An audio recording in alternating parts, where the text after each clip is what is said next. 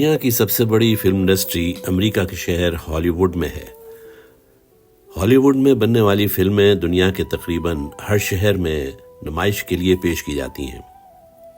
نامور اداکاروں کے نام ہر گھر میں شوق سے لیے جاتے رہے ہیں، جیسے Marlon Brando, Elizabeth Taylor, Richard Burton, Sophia Loren, Gregory Peck یا اینجلا جولی اور ٹام ہینکس۔ سینکڑوں مشہور ناموں میں سے چند یہ نام ہیں۔ اسی طرح انڈیا میں زیادہ تر فلمیں بمبئی میں بنتی ہیں اور ہالی ووڈ کے وزن پر یہ جگہ بھی بالی ووڈ کہلاتی ہے۔ دلیپ کمار، نرگس، راج کپور، امیتابھ بچن، ریکھا، شاہ رخ خان، کجول، ایشوریہ رائے، سلمان خان اور دیگر کے نام بچے بچے کی زبان پر عام ہیں۔ پاکستانی فلمیں زیادہ تر لاہور میں بنتی رہی ہیں اور لالی ووڈ کے نام سے اس جگہ کی پہچان بن گئی ہے۔ سنتوش کمار، سبھیا، رانی، محمد علی، زیبا، وحید مراد، ندیم، ریما، شان، ریشم اور بہت سے دوسرے نام پاکستانی فخریہ طور پر لیتے رہتے ہیں۔ ان تینوں فلم انڈسٹری کے سینٹرز اسٹوڈیوز میں روزانہ سینکڑوں افراد ہیرو ہیروئن بننے کے خواب لیے آتے ہیں، آڈیشن ٹیسٹ بھی دیتے ہیں، مگر کامیابی صرف ایک آدھ کو ہی مشکل سے کبھی کبھار ملتی ہے۔ البتہ کوئی ماڈل یا پھر چھوٹے اسکرین پر کوئی شکل پسند آ جائے یا کسی کی اداکاری پسند آ جائے تو ڈائریکٹر، پروڈیوسر حضرات خود بھی رابطہ کر لیتے ہیں۔ اداکاری کے جوہر دکھانے کا ایک مرکز اور بھی ہے، اس کا نام بھی Hollywood, Bollywood, Lollywood کی طرح جولی ووڈ۔ جی ہاں، جیسا کہ جولی ووڈ نام سے ظاہر ہے، یہاں فلمیں جعلی اور خفیہ انداز میں بنا کرتی ہیں۔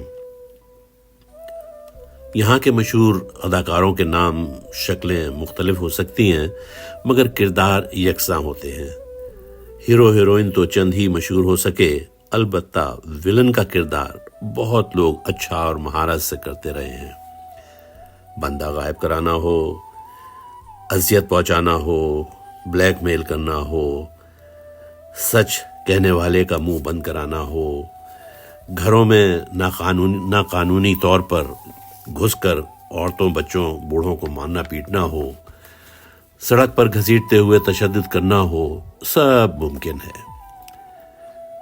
ہالی ووڈ کے ایک فلم ڈائریکٹر نے ان تمام جالی ووڈ میں ہونے والے حالات اور واقعات میں دلچسپی لیتے ہوئے ایک اسکرپٹ لکھوایا اور فلم بنانے کی غرض سے وہ ہالی ووڈ سے پاکستان پہنچ گیا۔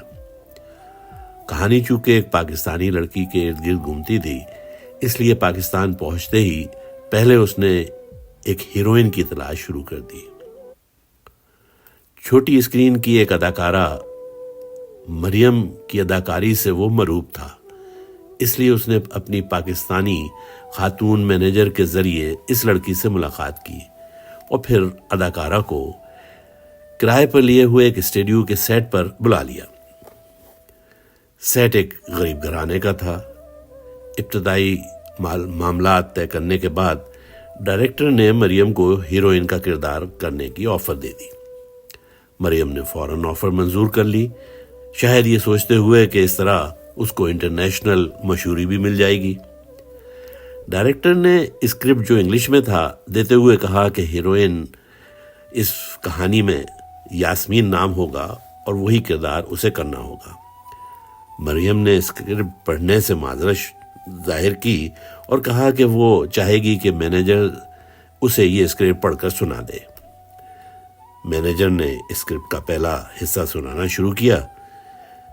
ہیروئن یاسمین کا کردار ایسی لڑکی کا ہے جس کے باپ کا ناحق سیاسی قتل کر دیا گیا ہے۔ باپ کے قتل سے پہلے یاسمین نے انٹر پاس کر لیا تھا اور پڑھنا چاہتی تھی، مگر ماں، بہن، بھائی اور گھر کا خرچ چلانے کے لیے وہ نوکری کر رہی تھی۔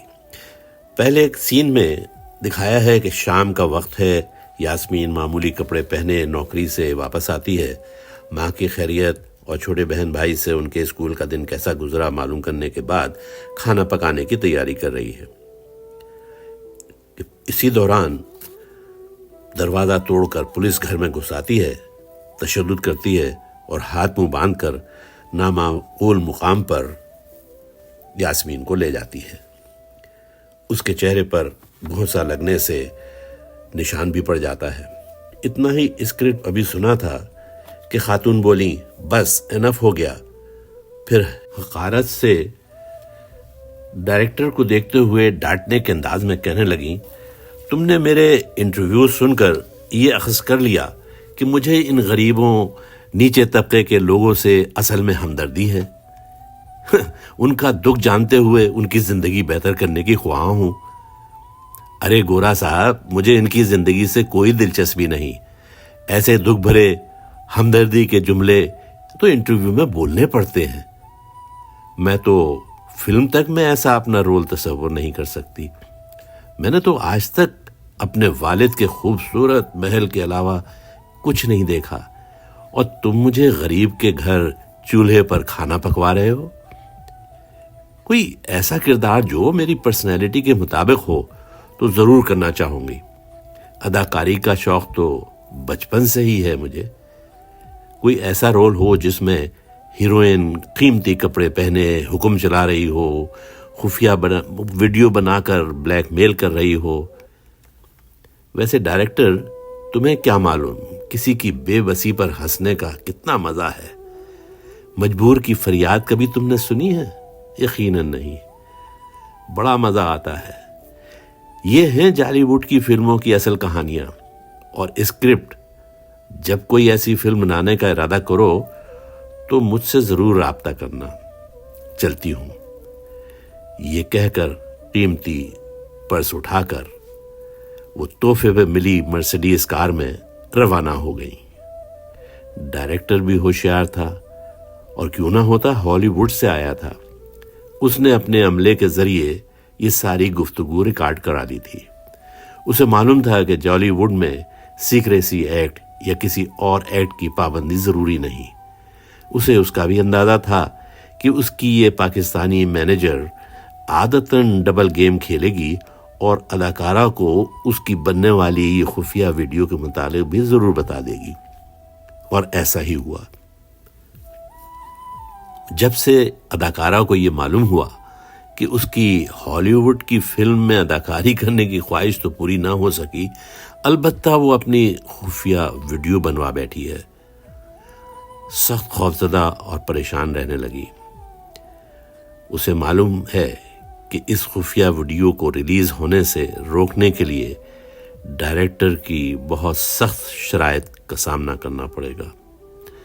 پھر کچھ یوں ہوا کہ اسی دوران اللہ کی طرف سے اس کے ذہن میں خیال بھی آیا کہ وہ ان تمام غیر اخلاقی، غیر قانونی حرکات سے توبہ کر لے، مگر چند منٹوں میں ہی اسے تکبر، انتقام اور انا نے آن گھیرا، اور وہ اپنی اگلی چال پلان کرنے لگی۔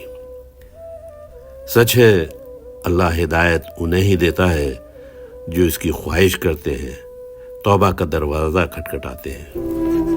تم مگر یہ کیا جانو، لب اگر نہیں ہلتے ہاتھ جاگ اٹھتے ہیں، ہاتھ جاگ اٹھتے ہیں راہ کا نشاں بن کر، نور کی زباں بن کر، ہاتھ بول اٹھتے ہیں صبح کی اذاں بن کر۔